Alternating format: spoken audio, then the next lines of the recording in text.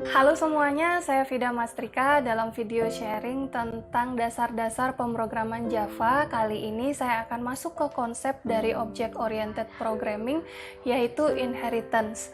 Kalau ada dari kalian yang belum menonton video teori tentang inheritance, video teorinya linknya sudah saya siapkan di description box di bawah ya.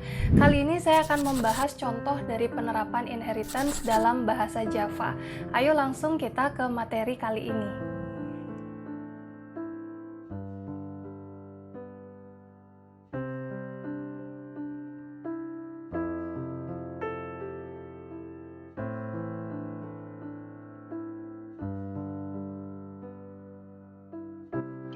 Nah, ini adalah contoh dari coding untuk inheritance ya. Di sini saya ada highlight dulu. Saya punya project yang namanya inheritance di sini. Setelah itu dalam source package-nya saya punya satu package saja. Saya tidak mengubah nama package-nya yang dari default. Di dalam package ini saya mempunyai beberapa kelas ya. Yang pertama main kelasnya namanya adalah inheritance.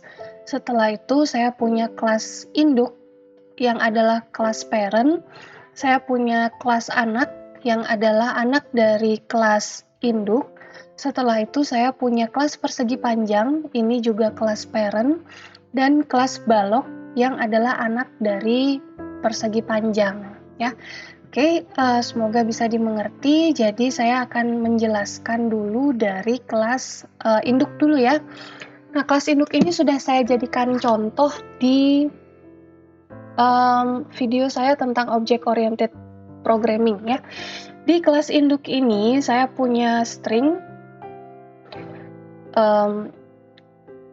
private, jadi hanya bisa diakses oleh kelas ini saja.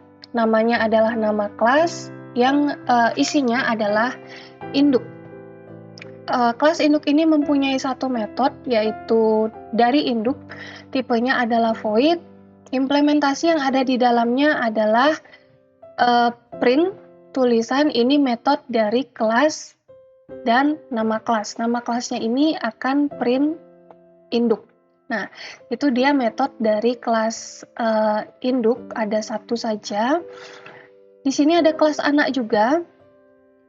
Oke, kelas anak untuk melambangkan dia adalah anak dari kelas induk, kita memberikan seperti ini ya, extends induk. Nanti di awal pembentukan kelas ya, di awal pembentukan file kelas ini akan seperti ini saja, public kelas anak, gitu aja. Nah, untuk menyatakan bahwa dia adalah anak dari kelas induk, kita tulis sendiri extends dengan kata kunci extends, terus kita sebutkan nama kelas induknya. Nah, seperti itu ya. Di kelas anak ini saya punya satu variabel private juga, string, namanya adalah nama kelas, isinya adalah anak. Saya punya satu metode di kelas anak ini, nama metodenya adalah dari anak, tipenya adalah void. Action pada metode ini adalah print juga. Ini metode dari kelas anak ya. Nama kelas ini adalah nama variabel yang ada di sini. Oke, jadi ada dua metode. Ada dua kelas tadi ya. Ada kelas parent dan ada kelas child. Dan kelas parent dan child itu masing-masing mempunyai metode untuk print ya. Yang parent ini metode dari kelas induk. Untuk yang anak ini metode dari kelas anak ya. Oke. Bagaimana cara implementasinya? Implementasinya kita buat objek dari kelas anak ya. Di sini implementasinya di main class inheritance. Ini ya. Di main class saya buat objek anak dari kelas anak dengan menyebutkan nama kelasnya dulu, setelah itu spasi nama objeknya, new nama kelasnya lagi ya. Setelah itu saya panggil metodenya. Metodenya kalau pada inheritance itu berarti apapun yang tidak private di kelas induk ini akan diwariskan ke kelas anaknya. Saya kembali lagi ke kelas induk. apapun yang tidak private itu berarti adalah satu metode ini saja ya. Kalau yang ini tidak akan diwariskan karena dia private. Jadi dari induk ini akan bisa digunakan di anak walaupun kita tidak menuliskan kembali di kelas anaknya gitu ya. Jadi saya akan bisa memanggil metode dari kelas parent-nya, dari kelas anak, dan saya juga bisa memanggil metode yang saya punya sendiri di kelas anak. Ini tidak akan menyebabkan error karena metode dari induk ini sudah diwariskan ke anaknya, bisa dipakai ya. Bagaimana hasil implementasinya? Nah, ini seperti ini ya. Oke, dua baris yang paling atas ini. Baris yang paling atas itu akan print ini metode dari kelas induk. Yang di bawah sini ini akan print ini metode dari kelas anak. Ya, sesuai dengan yang ada di sini di kelas induk dan ini sesuai dengan yang ada di sini di kelas anak. Oke, percobaan ini menunjukkan bahwa metode dari induk ini bisa diakses dari kelas anak tanpa di kelas anak ini menyatakan bahwa ada metode dari induk. Kenapa seperti itu? Karena anak di sini adalah extends dari induk atau anak dari induknya. Jadi anak di sini akan mewarisi apapun yang tidak private dari kelas induk. Ya, jadi metode ini akan bisa digunakan anak tanpa harus ditulis ulang. Oke, saya akan ke kelas inheritance yang lain. Saya punya kelas persegi panjang dan kelas balok. Di sini parent-nya adalah persegi panjang, anaknya adalah balok ya. Saya bahas dari persegi panjang dulu. Di persegi panjang sebagai parent, di sini saya punya variabel private, berarti ini nggak diturunkan ya. Ada panjang, lebar, dan luas. Saya punya public luas sebagai metode dengan parameter P dan L. Di sini panjang yang ada di sini itu sama dengan nilai P yang akan kita masukkan di metode. Lebar yang ada di sini ini adalah sama dengan L yang nanti kita masukkan melalui parameter ya. Setelah itu action dari luas ini adalah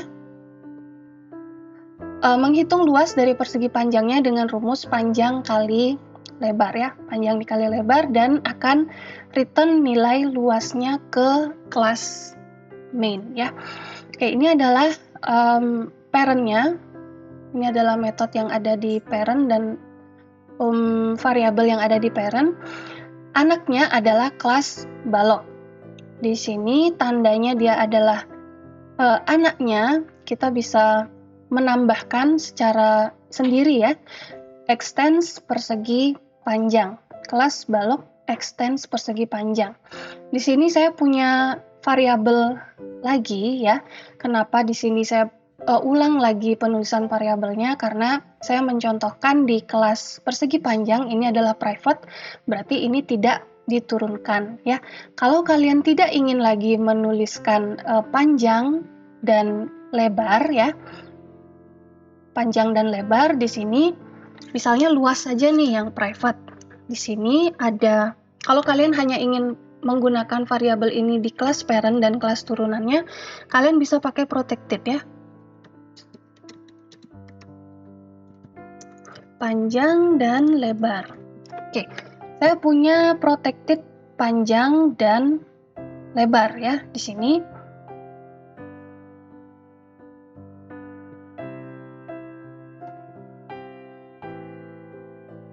Oke, di sini saya salah ini ya. Oke, saya kurang di sana. Oke. Protected integer panjang dan lebar. Oke, di sini sudah tidak ada error lagi. Dan di sini ini bisa dihapus ya. Oke, nah itu bisa dihapus tanpa meninggalkan error ya.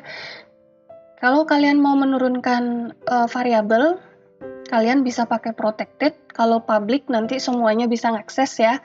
Kalau misalnya no modifier, itu semua dalam satu package ini nanti bisa mengakses. Ya, saya sarankan kalian pakai protected saja kalau misalnya variabel tersebut hanya bisa dipakai oleh induk dan anak-anaknya.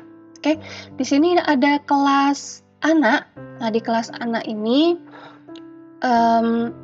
ada variabelnya yang private, hanya tinggi dan volume saja, karena panjang dan lebar tadi sudah kita buat protected ya. Setelah itu ada metode volume yang baru di sini ya. Ada integer P sebagai parameter untuk panjang, L sebagai parameter untuk lebar, dan T sebagai parameter untuk tinggi. Oke, untuk menghitung volumenya itu kita perlu panjang kali lebar kali tinggi ya. Untuk volume kalian bisa menuliskan langsung panjang kali lebar kali tinggi, ataupun kalian bisa memanggil fungsi metode luas yang ada di kelas parent ya. Di sini tidak perlu didefinisikan lagi metode luasnya karena sudah diwariskan oleh parentnya, jadi kita bisa langsung panggil luas panjang koma lebar. Ini sesuai dengan apa yang kita punya di kelas parent ya. Oke, luas di sini adalah parameternya integer P dan integer L. Berarti kita bisa panggil di kelas anak langsung luas panjang lebar ini dikali tinggi. Langsung kita return volumenya. Untuk di kelas main, saya pindah ke kelas main sekarang untuk inheritance balok. Kita lihat bagian kode yang ini. Untuk contoh, saya akan buat satu objek persegi panjang ya, dari kelas persegi panjang. Ini adalah kelas parent-nya. Saya buat objek persegi ini dari kelas parent, dan saya buat juga objek balok dari kelas child-nya. Saya coba pakai kelas parent untuk menghitung luas objek dengan memanggil metode luas di kelas parent. Setelah itu saya akan print luas dari objek perseginya. Setelah itu saya akan coba menggunakan metode dari kelas child-nya, yaitu untuk menghitung volume di objek balok. Ada parameter-parameternya sesuai dengan yang sudah kita definisikan. Setelah itu print volume dari objek balok. Hasilnya adalah seperti ini, seperti yang saya highlight di sini ya. Luas objek persegi adalah 5 dikali 10, luas objek balok adalah 10 kali 3 kali 3. Di sini di kelas parent saya bisa menggunakan